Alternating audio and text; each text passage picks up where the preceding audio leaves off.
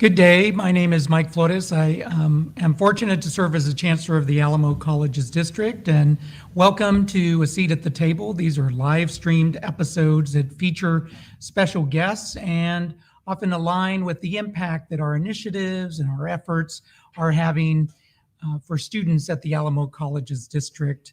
I want to encourage you to stay tuned after this episode with Take Two with TPR, featuring education reporter Camille Phillips.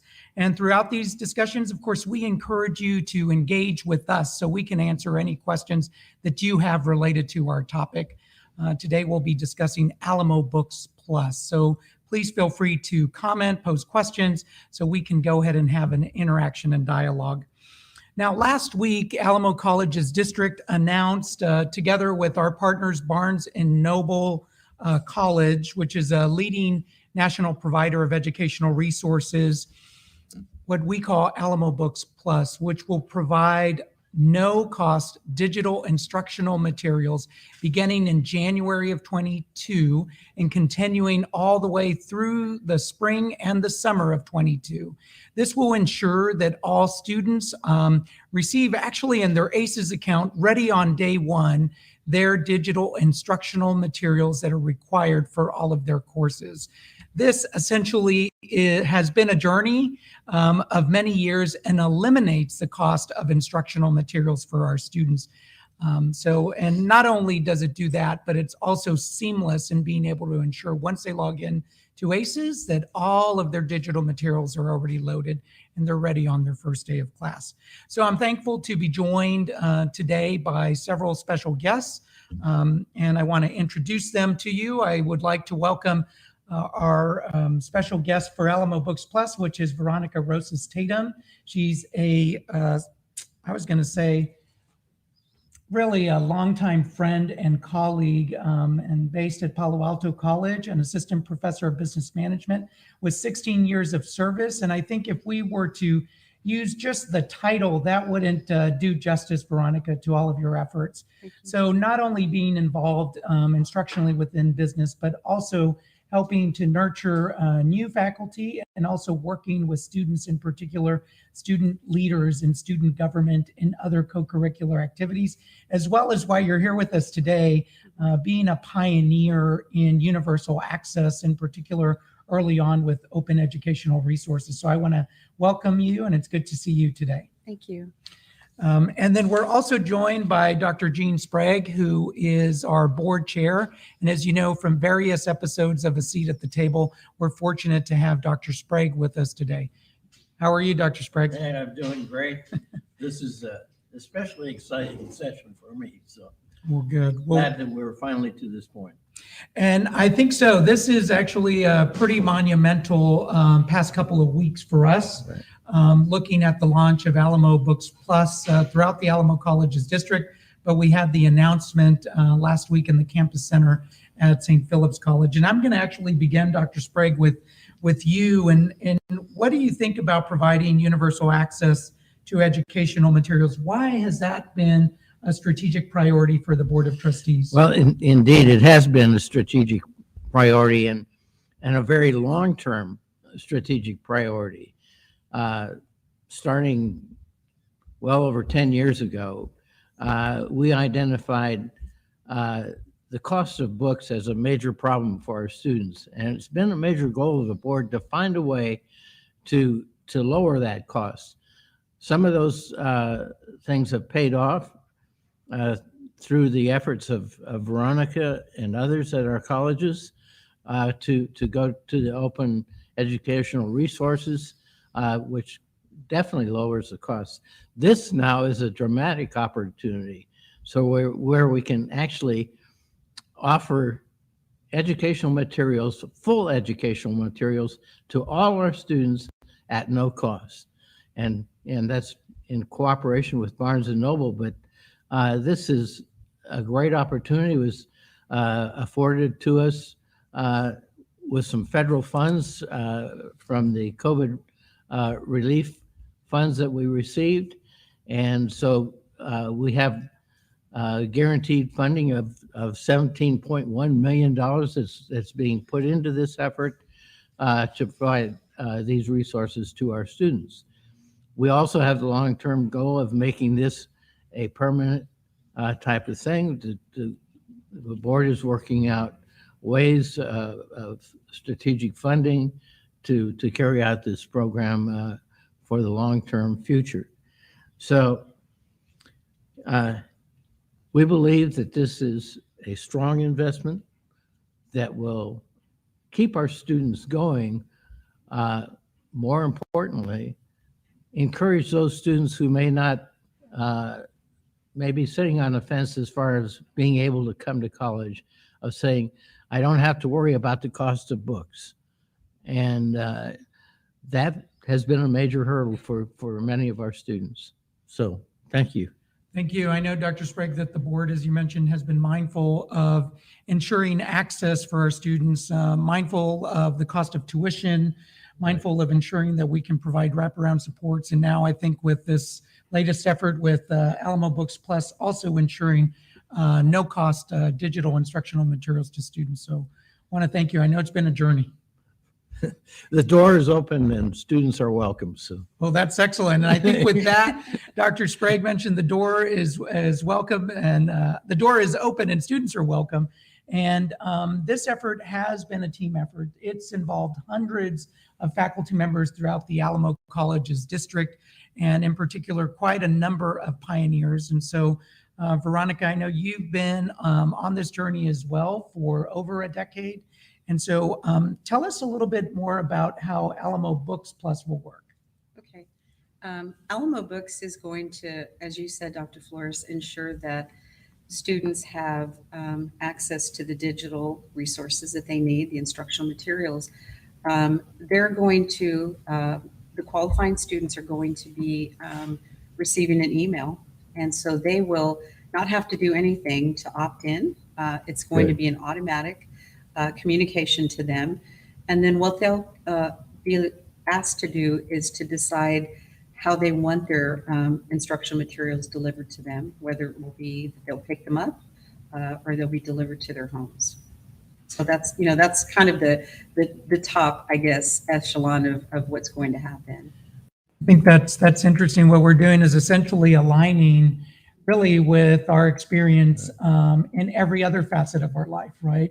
Just the ease of the experience, in this case, the ease of the college and student experience, being able to receive a prompt, write that email, then how would I like to receive the materials? Will it be digital? Will it be sent directly and dropped like certain packages from a certain company, right? Right. Exactly. At my home. So that ease of student experience. And then I wanted to ask, because you know, your 16 years of service at Palo Alto College with the Alamo Colleges District, tell me a little bit more about how this benefits students directly. What have you seen in the classroom? What about your conversations with students? Why did you start on this journey?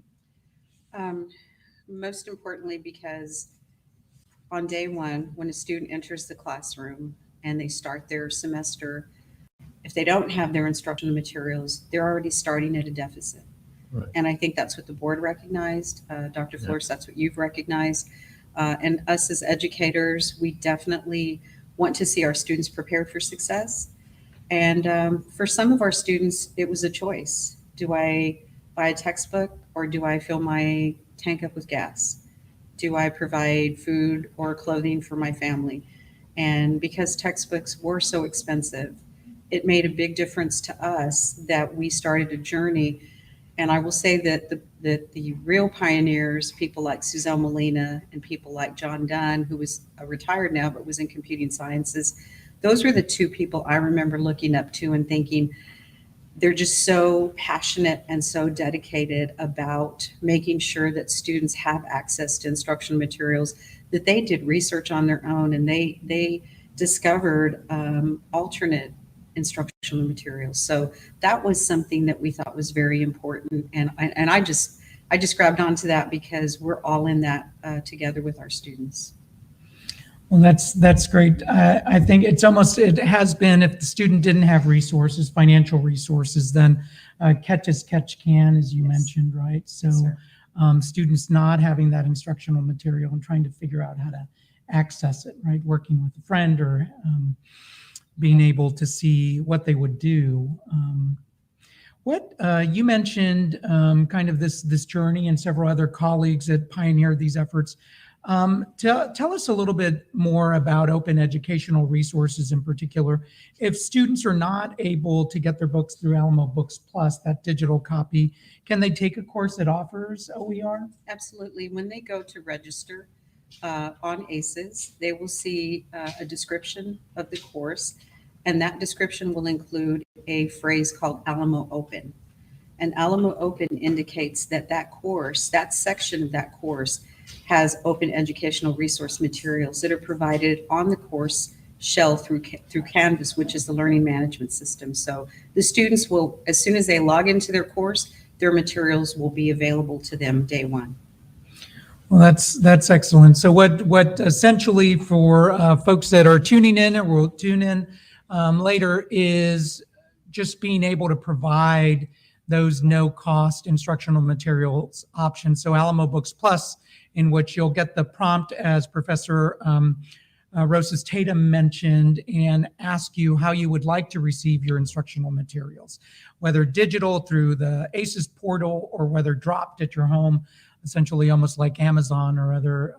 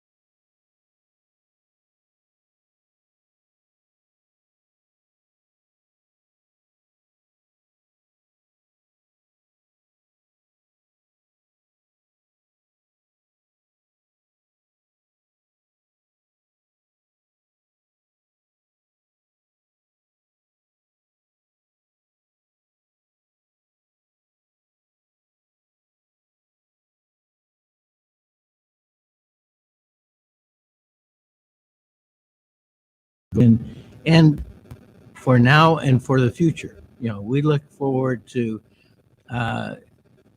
finding ways to maintain this for a long, long time.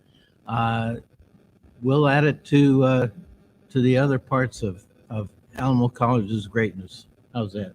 I think that's very good. One of the things is, of course, on a regular basis, on a daily and weekly and semester basis, working in Alamo and being part of the Alamo Way and our ethos is these are pretty game-changing strategies, right? So if we just look at the launch of the announcement of Alamo Books Plus last week, if we look at its launch for students directly in a couple of weeks with Wintermester, if we think of all the other things that have been done, even during the last during COVID, the last 21 months, I think it's pretty major. It is several big deals, right, that have just occurred Many big deals. over several and many years for Alamo. Sometimes we may get a little desensitized to it because we're just used to it, but it is pretty significant when we have conversations with colleagues, perhaps in other organizations, other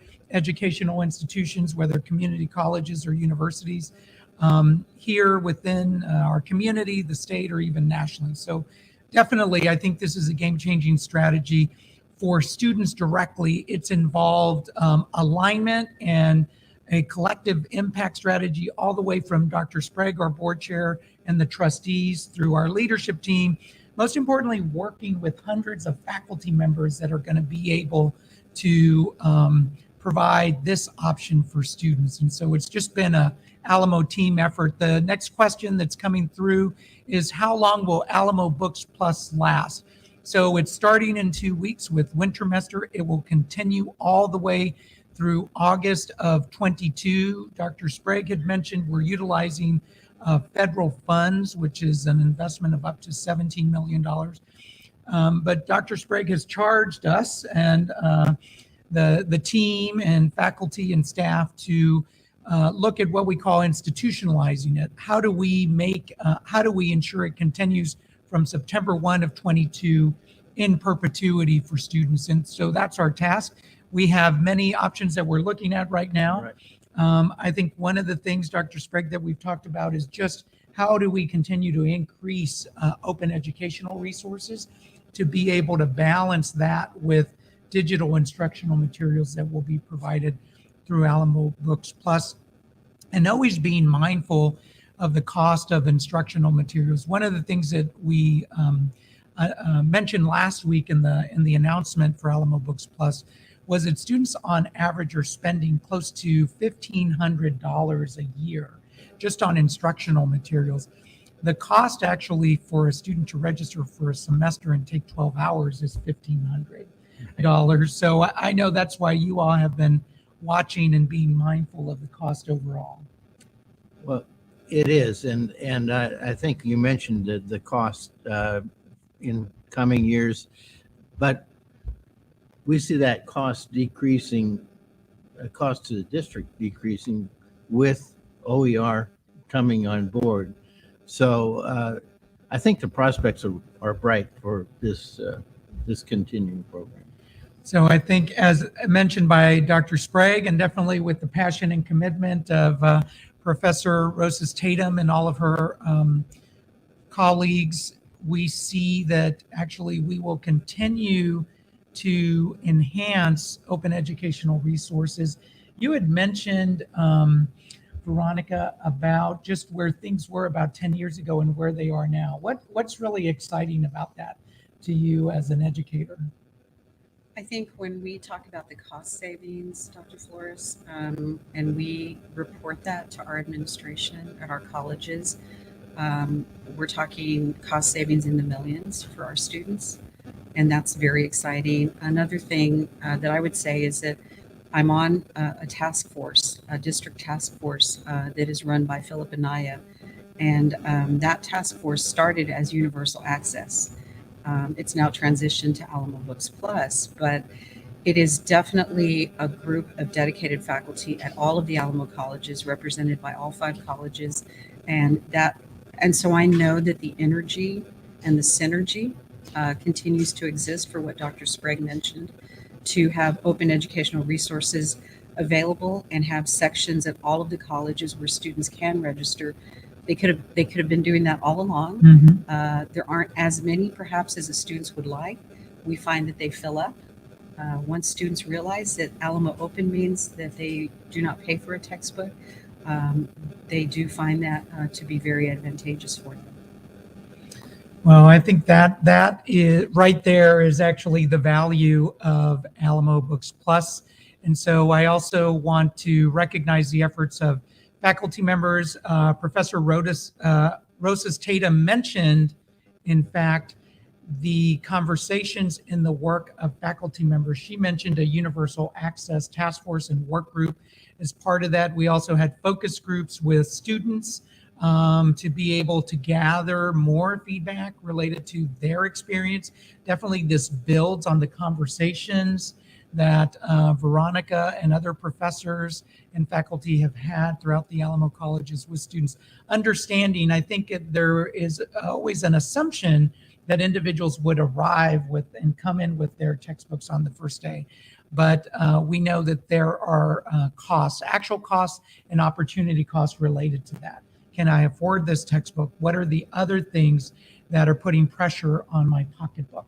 And how can I just make it through the semester of being able to do that? So I think one of the things that's really critical is that this has been a team effort. It has involved all the way from the trustees and their conversations, and actually encouraging and urging and perhaps at times nudging, right, the leadership team and everybody else to move forward. And then fortunately, really the passion and commitment of faculty members to address a challenge to ensure that our students are prepared, but that they have the necessary materials to be successful. One of the things that we should do, and it's occurred to me, is we really had the launch last week. We're having a conversation today, but in January when we come back, we should celebrate.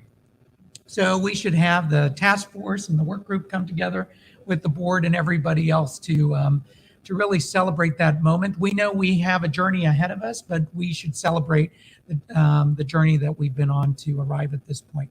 I want to thank you for joining us at the seat of the table today.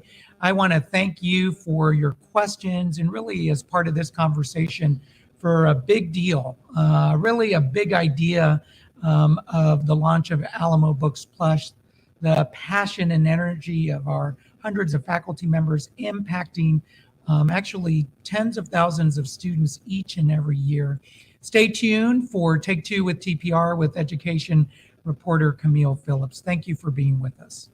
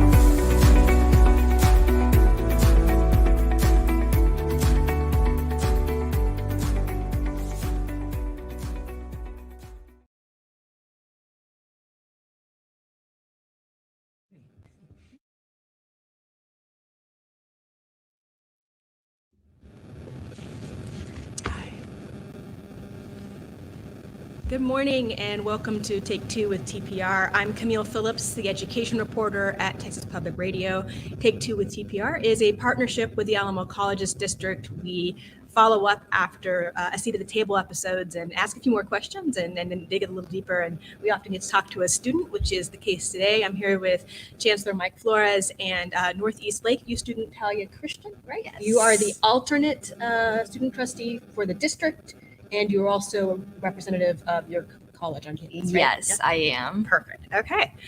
So we're talking about AlamoBOOKS today. AlamoBOOKS Plus, right? Yes, got to get the name right. Which is about free instructional materials, and students will be able to get that starting next semester. So just in a couple weeks, right? Dr. Yes. Flores? Okay, so we've heard that it's an initiative that the board has wanted for a few years now, and they've really been pushing for it and managed to make it happen with some federal dollars. So I first want to talk to Talia, right? Yes. And can you just tell me from a student's perspective, what does that mean for you and your classmates? It means a lot because we just you're at that time of your life where you're moving towards a career, and so there's a lot of needs or resources that you don't always have access to. So we have a lot of students with housing insecurity, food insecurity. We've been able to provide resources for that. So to have instructional material on top of that just leads students one step closer to achieving their goal, whether that's a certification or an associate's degree, or to move forward and move on to a bachelor's degree. I know quite a handful of students who have left school because they just ran out of funds to pursue their education. It's unfortunate to think, well, maybe if they had their textbook material and didn't have to worry about the cost for that, maybe they would have stayed. And so it's really exciting, and I'm 100% positive that this is going to make a great impact on students. Do you know students? Have you heard of students that have not bought their textbooks? Oh, absolutely. You see it all the time. Typically with that, you'll have to use resources such as YouTube that are kind of on a similar topic. If you need additional help outside of class lecture, which a lot of the time you do to understand certain concepts, or it's very common for students to be like, hey, you have a textbook, can I snap a picture of it? But when one section for the week is 30 to 60 pages, it's hard for a student to take that many pictures and try and send it over to another student week after week. And so, or if it's just maybe you could only afford to maybe print the pages in the library, but that's costly as well. And depending on your work schedule, you may not be able to use textbooks that are in the library or have the time to go there. Maybe you typically study at late hours of the night, and then what do you do when you don't have a textbook? So you do see it very often, not just here in San Antonio at Alamo Colleges, but across the nation. Dr. Flores, when you made the announcement about AlamoBOOKS Plus, you talked about focus groups, and you said that some students in the focus group said they dropped classes because they couldn't afford their instructional materials. Is that right? Can you talk about that? Right. I think as Talia mentioned, right, that it's a catch as catch can way, right? So students are seeking, if they cannot afford the instructional materials, they're looking at different ways they can access the information. So that could be relying on a friend or relying on the person that's seated next to you to snap pictures on your cell phone, or do other things, perhaps check it out from the library on loan. But I think the most important thing really is what are the ways that we can impact and ensure that all 50,000 plus students that AlamoBOOKS Plus applies to are able to access instructional materials, and it's ready on the first class day. And so our board always charges us with thinking big, and we're fortunate that we ask students, right? But also that we have faculty who have been on this journey for a number of years, because they were the ones who directly also have been having these conversations with students each day, right? Hey, why don't you have the course material? Why weren't you prepared for class? And then to know, as Talia mentioned, right, well, I just can't afford to buy the instructional material. It's not that I don't want to, I just don't know how to access the information. What are the ways we can do it? So this allows us at scale for Talia's peers and classmates at Northeast Lakeview, but at scale for our 65,000 students to figure out a way to do that. I hear you were in the focus groups then, yeah? Yes, I was. I'm so thankful to have been invited to be a part of that focus group, and that, Alamo College just found the need to hear back from students in the first place. I guess I would like to use this opportunity to kind of express like how important that student voice is, because, you could do some of the research. Administration, the board of trustees can have some of these conversations, but when they go back to the students and they really understand the situation, that's when you're actually able to logistically plan out how things are going to work, and how this original idea can be implemented. And that all starts with students speaking up and being able to share their experiences. And so I'm thankful that students here at Alamo Colleges have the opportunity to do that. Yeah, that makes sense. Can you talk about what this will mean for academics, like how this will help you and your peers do better in school, right? Absolutely. So as I mentioned before, if you don't have your instructional material, you're jumping through hoops, trying to, maybe those hoops are on fire too, just trying to survive in the class. And so this will allow students to more seamlessly be able to study their material, because life just gets so crazy.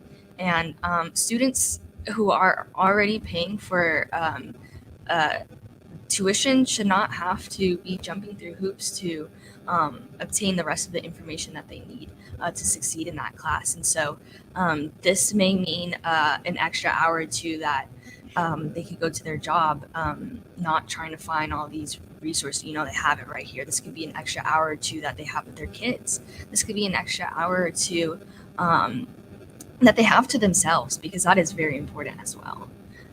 And so I think this will just like help improve just the peace of mind of our students.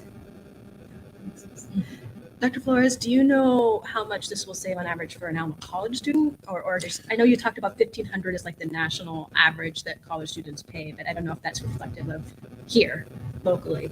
So I think one of the things is that this is, 1,500 is the national average.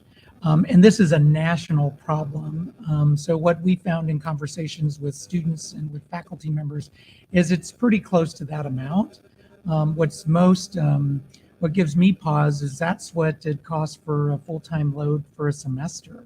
So, and that's an average. So if students are taking science courses, or if they're in nursing, those are even more expensive than that. So we have a national problem. This is a big deal because Talia mentioned, right, this is assisting students directly. It recognizes and elevates student voice. It's faculty working together to figure out how to address that challenge. It's then partnering with staff, and it's achieving a vision and that the board had articulated. How can we work together to solve a national problem to directly assist our students at Alamo with eliminating one more barrier to achieving success? And right now, it's just for the next 2 semesters, right? Right now, it starts in 2 weeks with wintermester, soft launch, and then continues in spring of 22 all the way through August 31st of 22. And we have kind of all guns blazing, being able to ensure that we can provide solutions starting for fall. Are you hoping then that this will help students maybe that were on the fence about being able to get back into school or finish school while the pandemic is still kind of affecting their economics? Sure, definitely. I think this eliminates one more financial concern for students and lightens the load on their pocketbook to be able to ensure that they can continue with us from fall to spring of 22, or that they can re-engage and reconnect with us. Well, I know we need to go, but I wanted to tell you, do you know which option you're gonna choose yet? I know the email's gonna come and say, do you want your digital or actual like physical textbooks coming to your door? Which way do you want it? That's kind of difficult because I've always been very much of like I have to write stuff like down, and I still probably take notes by hand. But I would say being in the pandemic, I feel like I've gained like a lot of that like digital comfort per se. So definitely something I'm still contemplating, but I'm glad that students have the option to do either or. Sounds good. So if you're an Alamo College student, you should be looking for your email, right? Yep. Check your email Look box for your like you email. probably always Yes. need to do at the start of a semester. You should. Ace's email. Yes. So this is Take Two with TPR with Talia Christian and Dr. Mike Flores. Thank you so much for listening. I'm Camille Phillips.